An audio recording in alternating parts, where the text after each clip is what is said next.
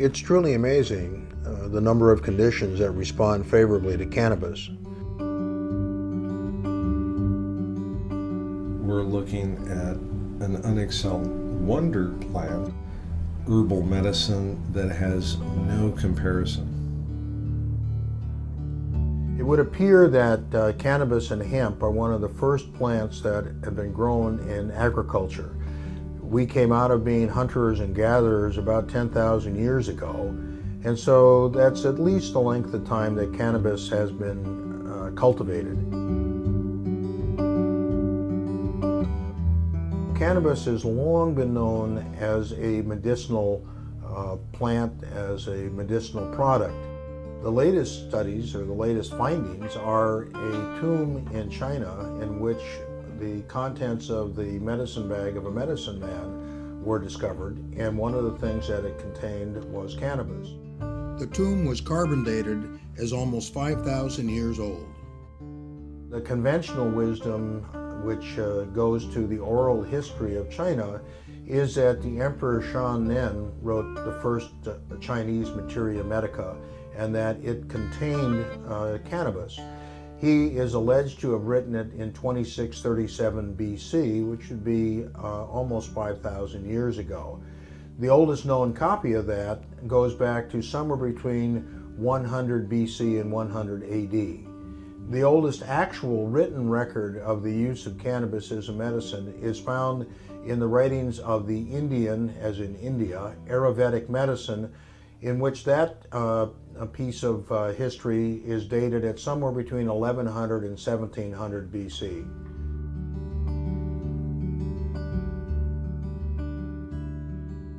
Cannabis is found in every major Materia Medica that has ever been written. That includes the Ebers Papyrus from Egypt. It includes the writing of Dioscorides, who was Nero's doctor. And his Materia Medica was used for over 1,000 years, and it was included in the United States Pharmacopoeia from 1854 until 1941. Marijuana has been a medicine for a lot longer than it hasn't been a medicine. Evidence suggests that it was used in northern China for either shamanistic purposes, religion, or healing. And the culture of cannabis as medicine moved across the world.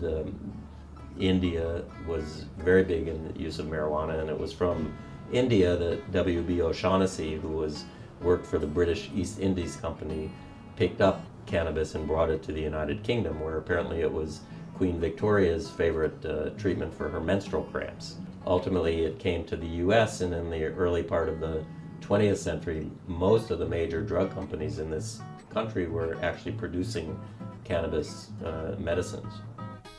Up until the beginning of the 20th century, cannabis was probably the second or third most commonly used medicine in the world. Cannabis was found in patent medicines that were manufactured by such familiar names as Eli Lilly, Squibb, Merck, Parke-Davis, Smith Brothers, the Smith Brothers cough drops. And it was available powdered, chopped, whole, and as tinctures. It was only in 1937 when Congress enacted the Marijuana Tax Act that imposed a levy of $1 an ounce for the use of medical marijuana that was the beginning of the end for marijuana as a medicine in the United States. It was in 1942 that it was totally removed from the U.S. Pharmacopoeia, or the formulary, but up until 1942, physicians could still write prescriptions for cannabis. So, marijuana hasn't been a medicine for 68 years in this country, but it has been a medicine in the world for 3,000 years. There was the misconception that use of marijuana led to debauchery and physical violence, and for that reason, I guess the investigator, I guess we were probably more conservative than we are now. That's hard to believe. So it was considered the way alcohol was considered back in the time of Prohibition. And so it was prohibited, all uses of marijuana, because it had been used medicinally as well as for recreationally. So all uses were declared illegal, and marijuana then was given the status of a Schedule I substance, which means a substance without any recognized, any demonstrable therapeutic effects, as opposed to cocaine, which was also declared illegal for recreational use, but it still had medicinal properties as a local anesthetic, for which it is used today, to this day. And that's Schedule II.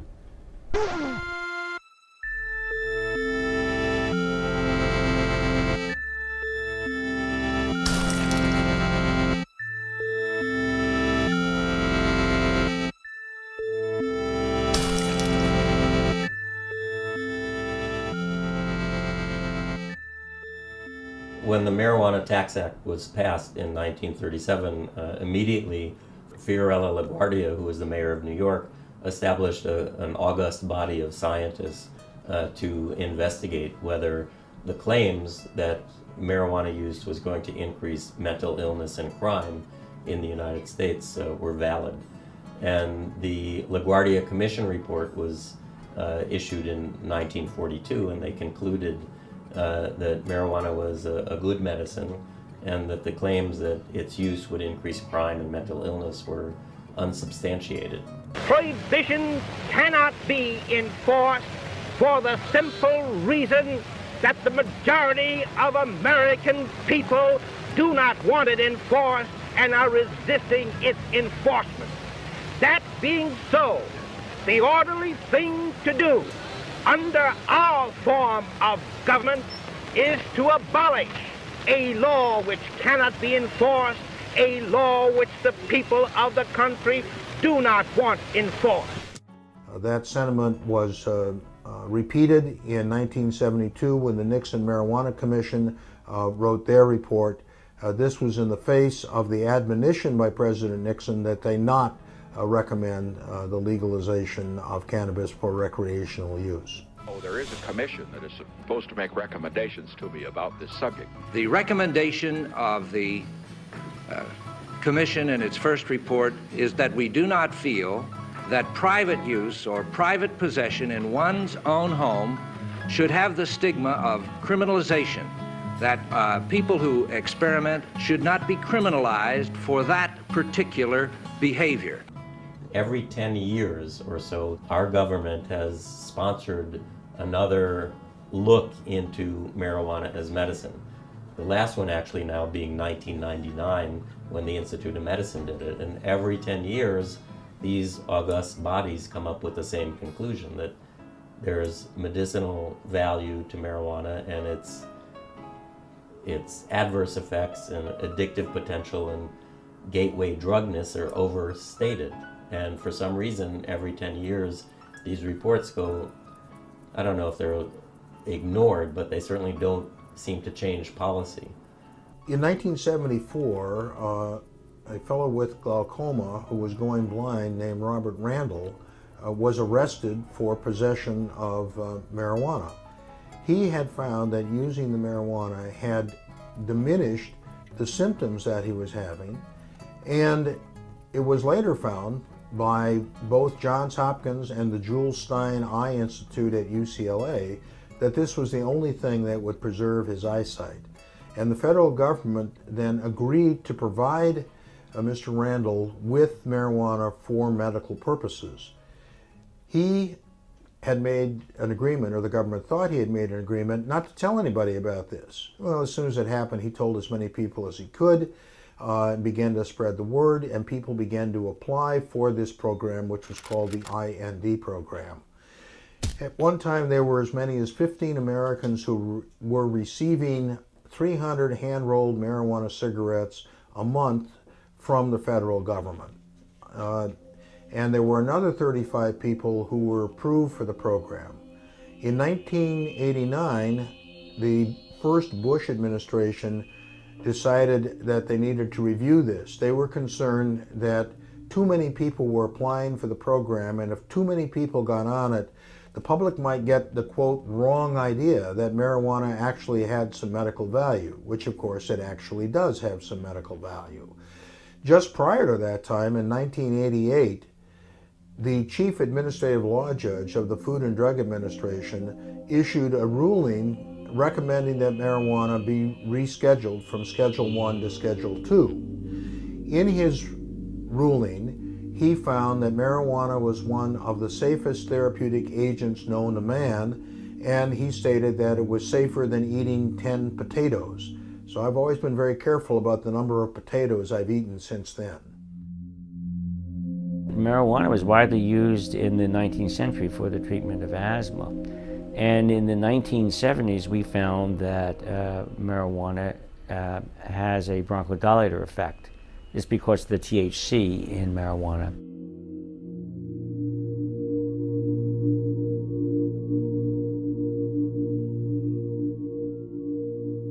First of all, let's compare and contrast marijuana with the other, even more widely smoked substance in our society, tobacco.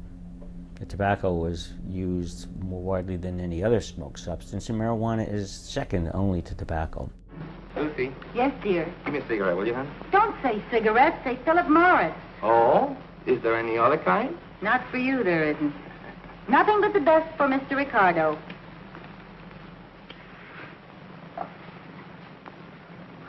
Thank you. Lucy, you're so good to me. You see how easy it is to keep a man happy? Why not give your husband a carton of Philip Morris cigarettes? Smart move. He'll love them for their mildness, their smoothness, and their wonderful good taste. And he'll love you, too, for thinking of him. That's right. Good night, everybody. And don't forget, call for Philip Morris. Call for Philip. We know that if you analyze the contents of tobacco and marijuana, they're quite similar. The major difference is that tobacco contains nicotine, not found in marijuana, and marijuana contains THC and about 60 other THC-like substances called cannabinoids, not found in tobacco. But there are a lot of other particulates that are shared in common, and these include carcinogens, such as benzpyrene, the most potent of the carcinogens and considered to be responsible for a large percentage of human cancers. Benzpyrene is found in 50% higher concentration in marijuana smoke than in the smoke from a comparable quantity of tobacco. And this has been shown by 3 separate groups of chemical investigators. So the expectation is that if you smoke marijuana enough and on a regular basis, that you would incur similar risks to smoking tobacco. So what are the major health risks for tobacco? Emphysema, which I prefer to call chronic obstructive pulmonary disease. It's the new term. It consists of chronic bronchitis and emphysema. But you could have significant impairment in lung function without emphysema. It could just be due to airways disease, what we call small airways disease. But because we can't separate out the two components of COPD, emphysema, and the airways component, we lumped them together. So that's COPD. So now COPD is the 4th leading cause of death in the US and in the world, and will become the 3rd leading cause in 2020. So it's a very important disease. About 120,000 Americans die each year from COPD. Probably the best evidence for separating out, the best method for separating out a COPD patient from someone else is to look at the rate of decline in lung function. I shouldn't say the best, it's probably the most informative. But it's more difficult to do because you have to make measurements every year for a number of years. And so you get a slope of the rate of loss of lung function over time. We did that. We actually measured lung function every year in our marijuana smokers up to 8 years. And we found that the slope of the decline in lung function was almost identical in the marijuana-only smokers compared to the non-smokers, where it was accelerated in the tobacco smokers. So just one other piece of evidence that marijuana is not a risk factor for the development of COPD. I think I'm convinced of that. And the other major health consequence, pulmonary health consequence of tobacco, is lung cancer. Cancer is the 2nd most common cause of death in the U.S., and lung cancer is the most common form of cancer. And the major risk factor for lung cancer is tobacco smoking. About 160,000 Americans die each year of lung cancer. So the question that came to my mind and that of my colleagues was whether or not there was any evidence that marijuana would at least qualitatively share some of these health risks with those of tobacco. And that was the rationale for initiating our studies back in the 1980s. What is the evidence that marijuana smoking, habitual marijuana smoking, can lead to lung cancer? With respect to the development of lung cancer, we found no evidence of any increased risk of lung cancer occurrence in association with marijuana smoking alone. The marijuana smokers, if anything, had a reduced risk for developing lung cancer. Not a significantly reduced risk, but reduced less than one-fold, so that means reduced. Whereas the tobacco smokers had a markedly increased risk. If those who smoked more than 2 packs a day had a 20-fold increase in the risk. That's 2,000%. Those who smoked from 1 to 2 packs a day had an 8-fold risk. It's 800%. So that contrasts with no risk, no increased risk, or a slightly reduced risk with the marijuana smokers. THC actually has an anti-tumoral effect. And these are studies that were done both in experimental animals and in cell culture systems, and for different kinds of cancer. For lung cancer, breast cancer, thyroid cancer, prostate cancer, gliomas, brain cancer, that the development and growth, or the growth actually of the tumor is suppressed by THC, and metastases are also suppressed. So how can that be? Well, THC impairs protein synthesis, and it's what we call anti-mitogenic or anti-proliferative. You need, so tumor cells don't as readily proliferate in the presence of THC. They're also anti-angiogenic, so they interfere with the growth and development of new blood vessels that are necessary for metastatic spread. And they also are pro-apoptotic. What is apoptosis? Apoptosis is programmed cell death. So when cells age, there is a mechanism whereby the cells die. It's a non-necrotic death to die off the old cells, and we get rid of them before they have an opportunity to develop mutations that would lead to cancer. So enhancing apoptosis diminishes the risk of the cells becoming cancerous. So marijuana turns out, THC rather, turns out to be pro-apoptotic. So those appear to be the mechanisms that might account for these anti-tumoral effects of THC.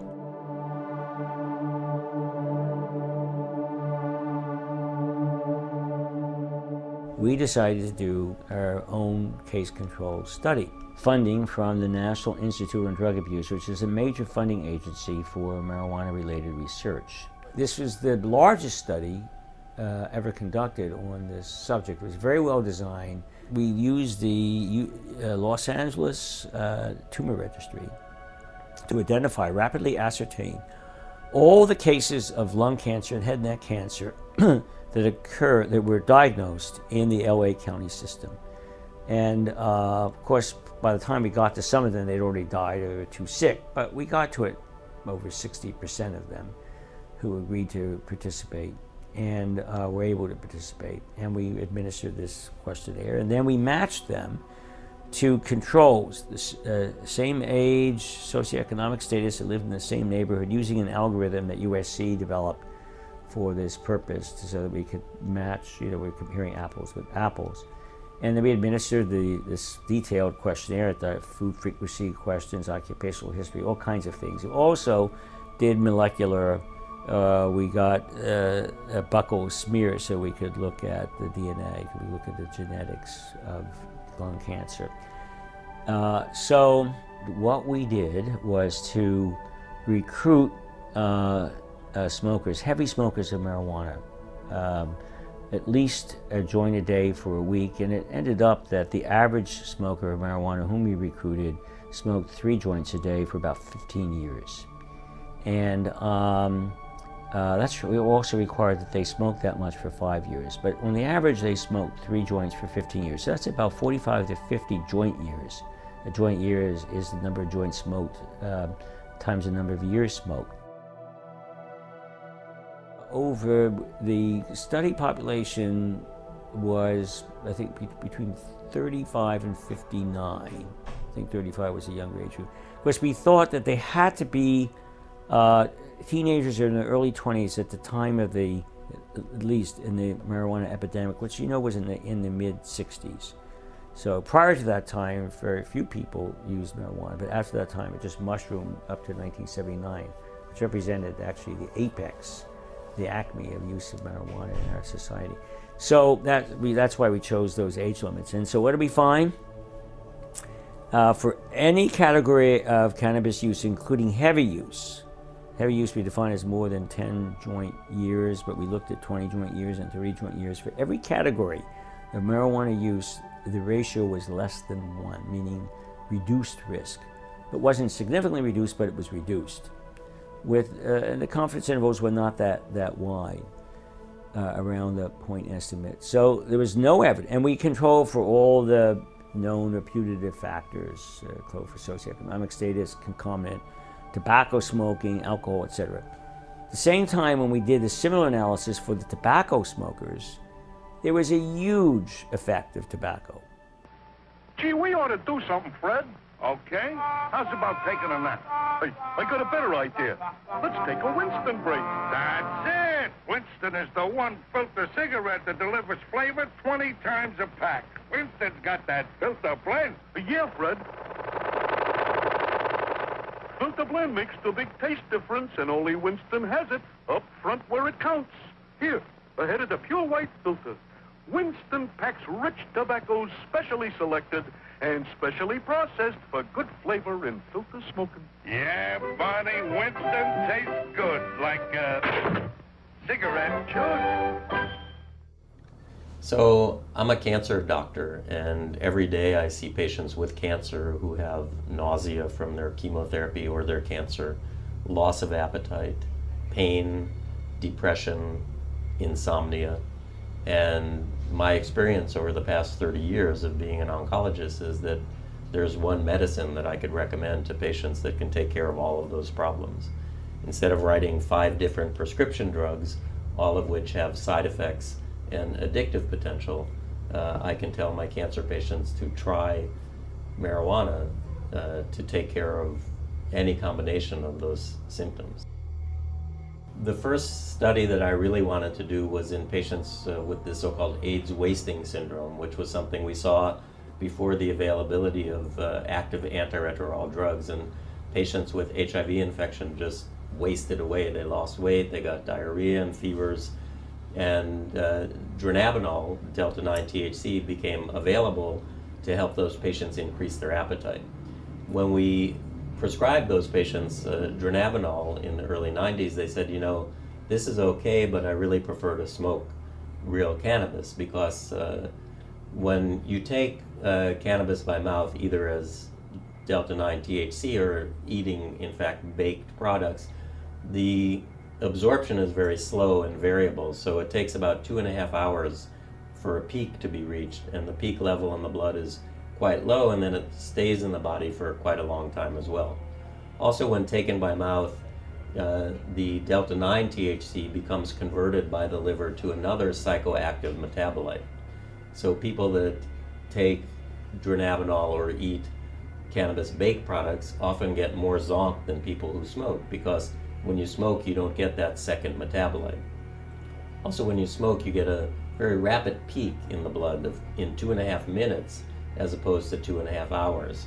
So people can really control the onset of the activity and how long it lasts better if they're smoking rather than swallowing either a pill or eating a baked product.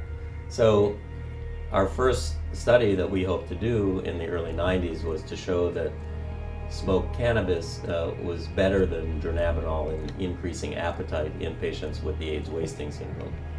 I tried twice to get cannabis from the government because they're the only legal source of marijuana for clinical trials. And both times I failed. I then went to Alan Leshner, who at the time was the head of the National Institute on Drug Abuse, and he explained to me, in fact, that the government, NIDA, the National Institute on Drug Abuse, has a congressional mandate only to study substances of abuse as substances of abuse. So my request to have marijuana to study it as a potential therapeutic agent could never be granted by the government because, again, Congress says you can only study these substances as substances of abuse and not as treatments for disease. So in 1996, the terrain changed when we got HIV drugs that actually worked and we didn't see the wasting syndrome anymore. But these drugs were broken down by the liver by the same pathway that metabolizes some illicit substances. And there was a report in the literature of a patient dying from an ecstasy overdose who was on one of the AIDS antiviral drugs who took ecstasy at the same time. So I said, a little light bulb went off. I said, maybe I should study to see if it's safe for patients on the AIDS antiretroviral drugs to smoke cannabis. And so I submitted that grant to the government, and that worked within their schema because I was looking to see if it was harmful. And with that application, I finally succeeded and got $1 million and 1,400 government cigarettes to study in patients with HIV. Now, these patients didn't have the wasting syndrome anymore, but the endpoint of our study was, is there a change in the amount of AIDS virus in the bloodstream after 21 days of exposure to either 3 government cigarettes a day or 3 dronabinol capsules or 3 placebo capsules? And so we looked at the change in the HIV virus, and it didn't change at all. We also looked at the interaction between the cannabinoids, either smoked or oral, and the amount of AIDS drug in the bloodstream, and that didn't change clinically significantly either. We also knew that people were concerned that marijuana might have an impact on the immune system that could be negative, and we looked at that very carefully in these HIV patients, and we found no evidence of any negative effect, and perhaps some evidence of benefit in the immune system in patients smoking even more than taking the capsules. In my opinion, the whole plant is the medicine that nature provided, and it's the best medicine. It's truly amazing the number of conditions that respond favorably to cannabis. The number one condition is pain. Cannabis is useful in relieving people's pain. It's particularly effective in relieving pain from connective tissue disorders, from arthritis, from fibromyalgia, from systemic lupus, from reflex sympathetic dystrophy, a whole host of conditions that we don't really understand very well. People seem to get good relief from cannabis. People are able to decrease the amount of opiates that they're taking, and in some instances to stop taking opiates entirely for pain control. The first modern research that was done on cannabis was done in 1949 that demonstrated its usefulness in treating epilepsy. I have a number of people who don't have epilepsy when they use cannabis regularly. The founder of modern medicine is a physician named Sir William Osler, who was prominent around the turn of the 19th to the 20th century. He wrote the first textbook of internal medicine, and in that textbook he said that cannabis was the most effective medication for the treatment of migraine headaches. And I certainly have a number of people with migraines who get substantial relief or even prevention of their migraines by consumption of cannabis. Other conditions that commonly respond favorably to marijuana include depression. It helps people with sleep, it helps their appetite.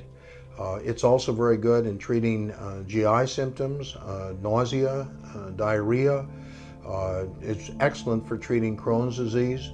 We did a little study of people with Crohn's disease and found that many of them were able to stop using steroids and stop using other medications that they had taken for their Crohn's, that they had less diarrhea, they had less abdominal pain. It was a true miracle for them. There's a list here of conditions that was originally developed by Dr. Todd McArea, who was a pioneer in terms of medical marijuana. He actually worked for the National Institute of Mental Health, and his job was to give out grants for doing studies on cannabis. He thought he was there to find out how cannabis was useful to treat medical conditions. NIMH thought he was there to hand out grants to see how dangerous it was. This was a marriage made in hell, and he did not stay with the National Institute of Mental Health for very long. Cannabis is seen as a neuroprotective agent, and we have found that it has provided benefits for people with multiple sclerosis. It certainly treats their neuropathic pain and their muscle spasm, but more importantly, people who were placed on Sativex, the tincture of cannabis, in early studies in Great Britain have remained on it for years and years. And rather than progress, their multiple sclerosis has stayed the same, suggesting that cannabis may not only be effective in reducing the symptoms, but also in slowing the progression of disease. It's helpful in dealing with the anxiety of people that have Alzheimer's disease.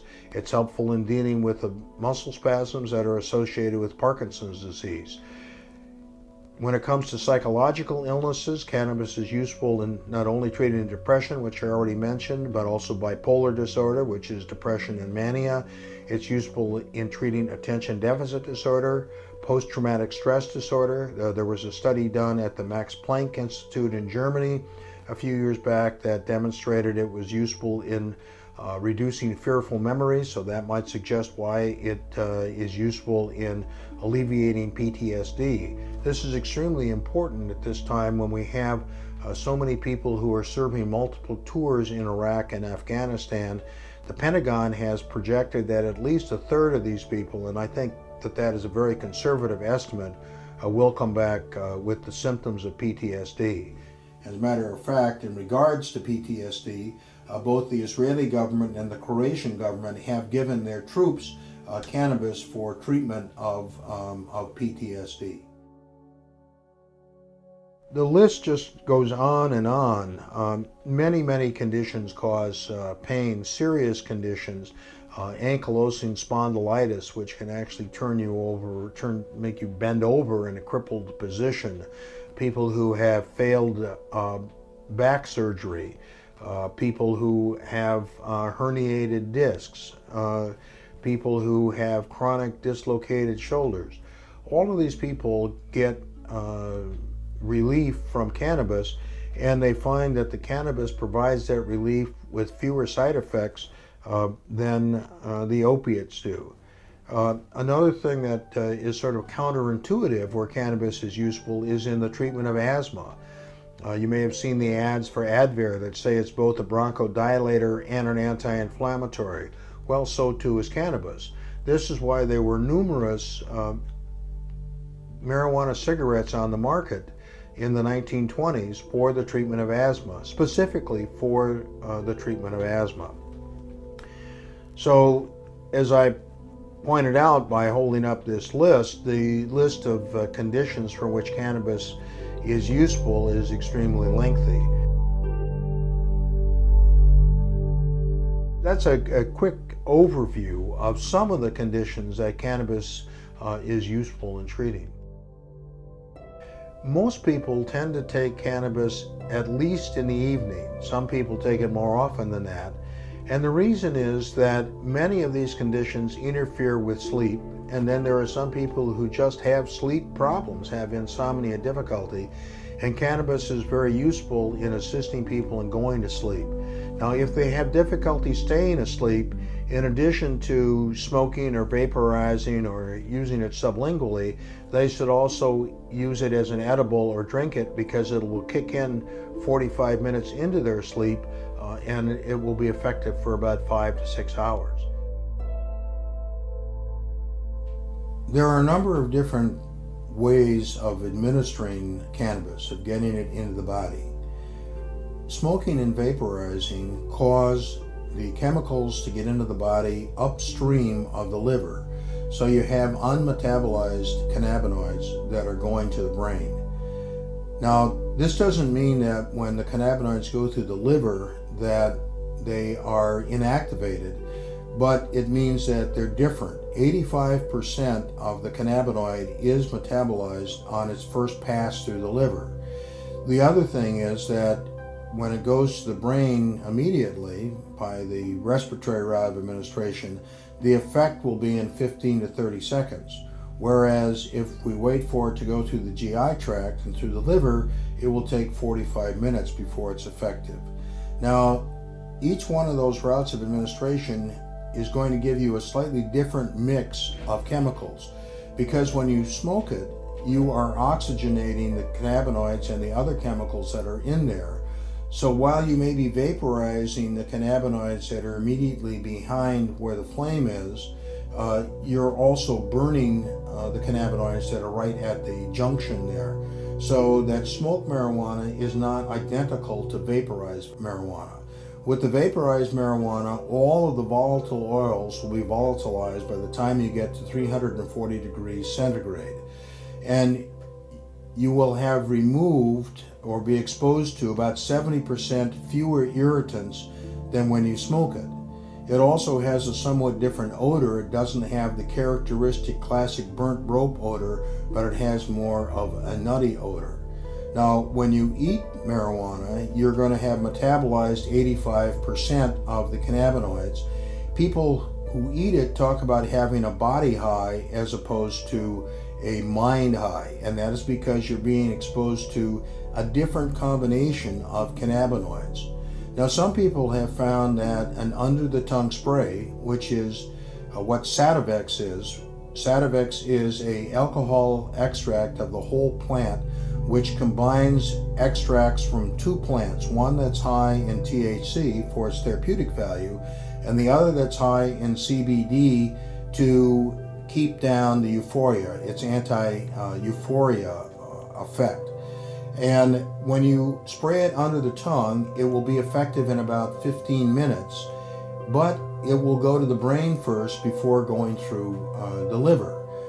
On the other hand, there are many people in Canada where Sativex is legal that find that they still prefer cannabis to Sativex. Now, Sativex is prescribed in Canada, and it appears as though the British government and or the Spanish government may also approve Sativex in the near future for sale as a pharmaceutical in their country. The U.S. Food and Drug Administration found that Sativex, basically liquid marijuana, was safe enough to be tested on Americans, and they approved a phase 3 clinical study. Phase 3 just means with human beings, in December of 2005 to determine whether or not this under-the-tongue tincture spray was useful in relieving intractable pain in people with cancer. This study did not get started until 2007 and is still ongoing. There have been numerous studies with cannabis and tincture cannabis and pain that have shown that it is useful in relieving pain. Now, we've talked about under the tongue, we've talked about smoking, we've talked about vaporization. There's also the synthetic delta-9 THC can be taken orally, just like edibles can be taken. And the main problem with edibles is that it's hard to tell whether you're going to get a dose that is going to just deal with the therapeutic needs that you have, whether it's going to give you euphoria or whether it's going to give you dysphoria. And you need to have a regular supply so that you can be fairly certain that you're going to take an amount that will be the therapeutic dose and not an amount that will give you dysphoria as a side effect. Lastly, the curanderos, who are lay healers in southern Mexico and Central America, have used tincture of cannabis as part of their therapeutic armamentarium for at least 200 years. The topical application of tincture of cannabis is useful, particularly on the small joints, the fingers and toes, in dealing with pain associated with arthritis.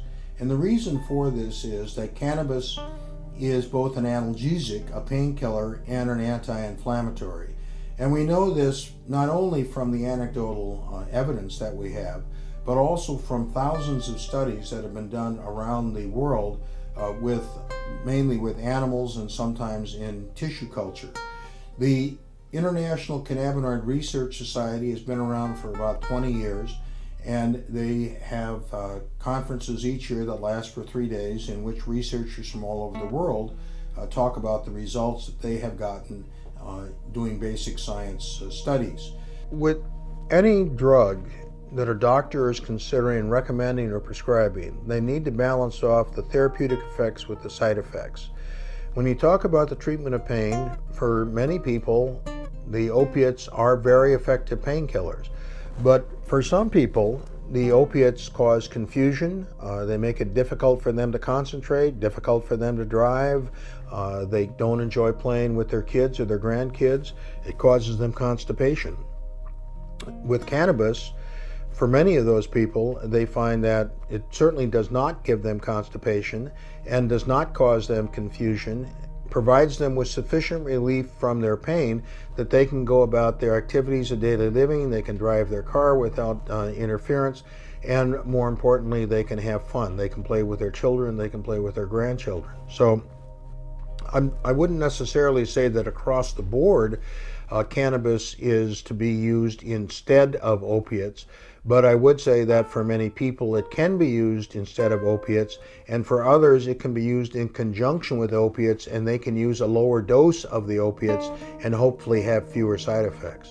Now, any therapeutic agent that we know of has some side effects, and marijuana is no exception. The main side effect to the use of marijuana is from smoking it, and that's cough. So that can be completely avoided by eating it or drinking it, and it can be largely avoided by vaporizing. One of the things that's talked about a lot is that you can have a panic reaction, and that is certainly possible. It most commonly occurs in people who are novice users, particularly if they've been exposed to a plant that is very high in THC. Another thing that people sometimes have is paranoid thinking that the police are after them. I've noticed that this is not nearly as common since it's become legal, because the police aren't after them. And so it may not be paranoia that people were experiencing, but an exaggerated perception of reality. And one of the things that we've lost as a result of the propaganda and misinformation that has been spread about cannabis is the fact that it has legitimate therapeutic value, and we have discouraged research. We have dramatically discouraged research in this country, and numerous other countries, including England, Israel, Spain, and Germany, are far ahead of us in terms of the quantity of research that they're doing on the medicinal value of cannabis. And this is particularly alarming in these economic times, when we certainly could use the economic stimulus, the economic boost that would come from having pharmaceutical cannabis available in this country as it is now in Canada, and as it possibly soon will be in England and Spain. Jefferson said that this country would be in dire straits if we had laws that interfered with what we put into our own bodies. Are we not in control of our own bodies?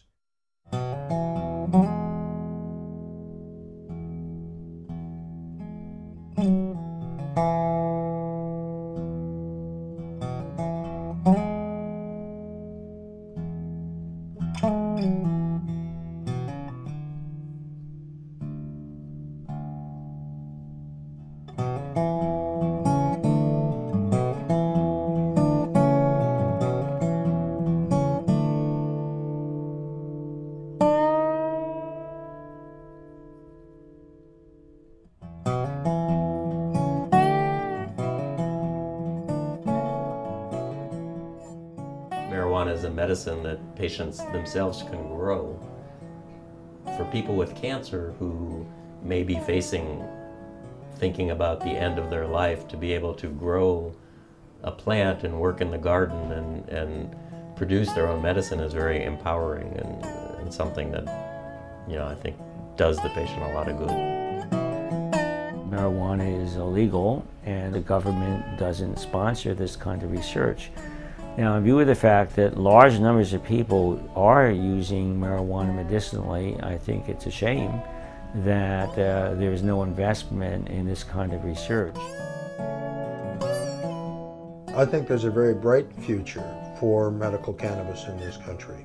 I grew up around drugs, but to me drugs are a good thing. I walked into a building or went into a building every day almost of my first 18 years that had a 13-foot tall sign that said drugs. My father was a pharmacist and we sold medication.